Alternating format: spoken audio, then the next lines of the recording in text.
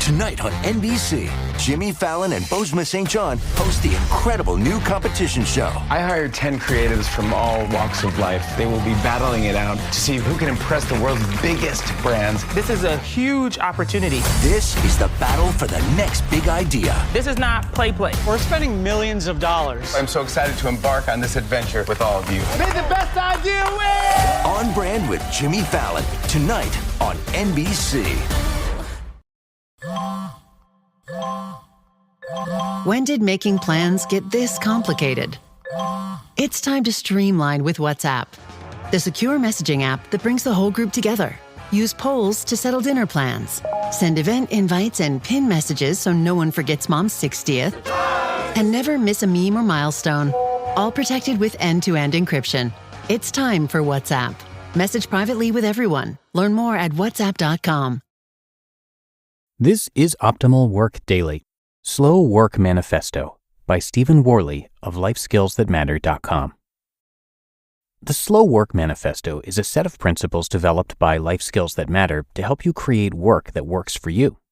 Slow work is not simply about doing less work, but rather doing work that matters within the limitations of your attention, energy, and time.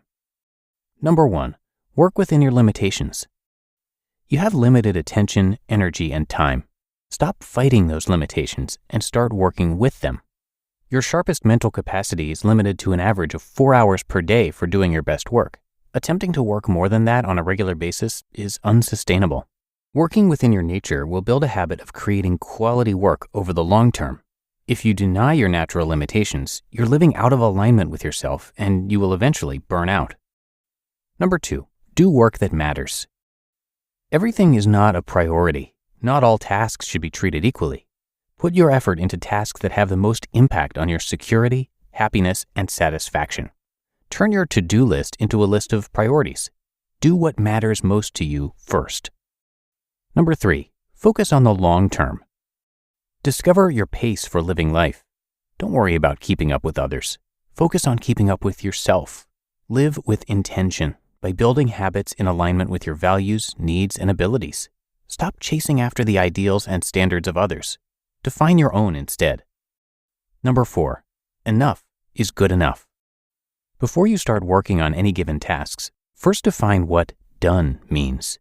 Your best ever version is the upper limit of your potential, but don't treat it as your standard. Do your best at any given moment with the resources you have available to you. Your sources of attention, energy, and time are constantly fluctuating. Some days you have more to work with than others. Some days it's less. Work with what you've got now and be good with it. Number 5, recognize your options. You have more options than you realize in any given circumstance. We resist exploring other options because it challenges us in ways that make us feel uncomfortable. Making tough choices means getting really honest with yourself. When you deny the existence of alternatives, you give your power and energy away to someone else. Not making a choice is a choice in and of itself. It's not the one you really want, so why choose it?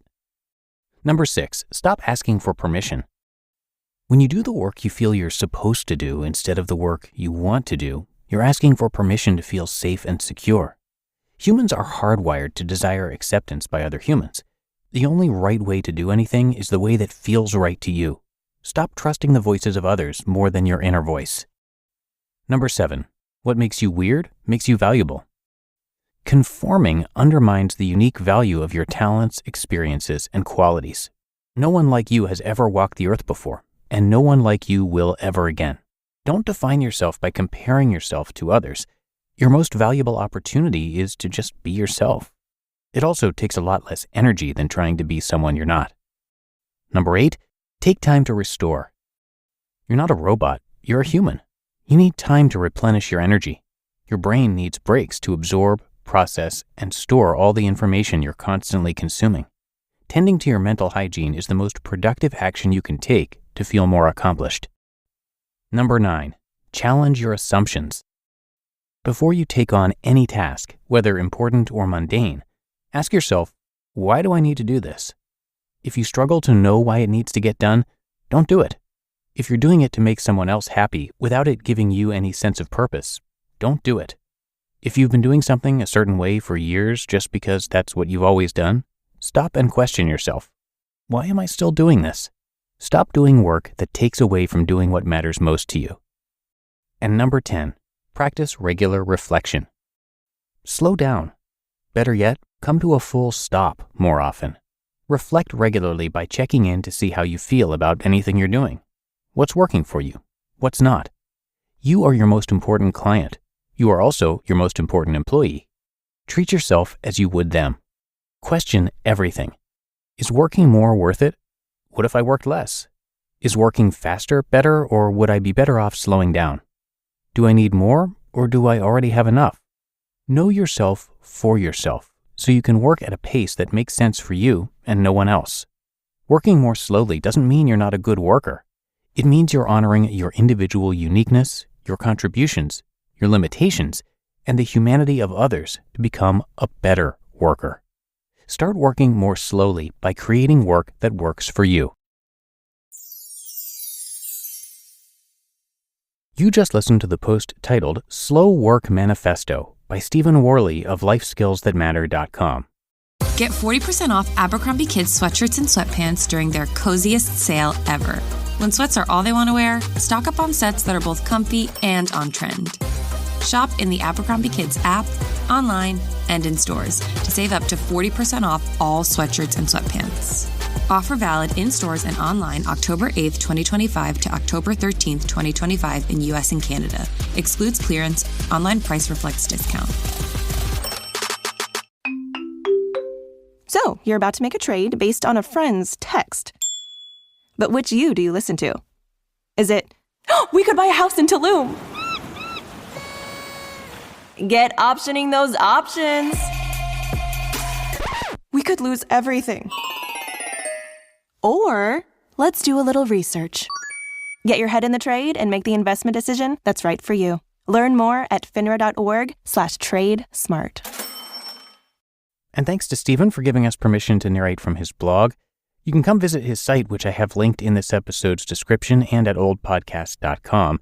He started Life Skills That Matter back in 2016 to show you how work is changing as you know it and how you can change work to your advantage. Stephen has been working for himself since getting laid off on Election Day in 2000, and he's obsessed with researching and experimenting with alternative ways of working. He now makes enough money to live the life that he wants to live without losing his mind from overworking. He also has a podcast where he's interviewed over 500 people who have made the transformation to self-employment. It's called Life Skills That Matter Podcast, and you can also find that on his site, which again is lifeskillsthatmatter.com. Okay, that's going to do it for today's episode. Thank you so much for being here today and every day, and I will be back again with you tomorrow as usual, where your optimal life awaits.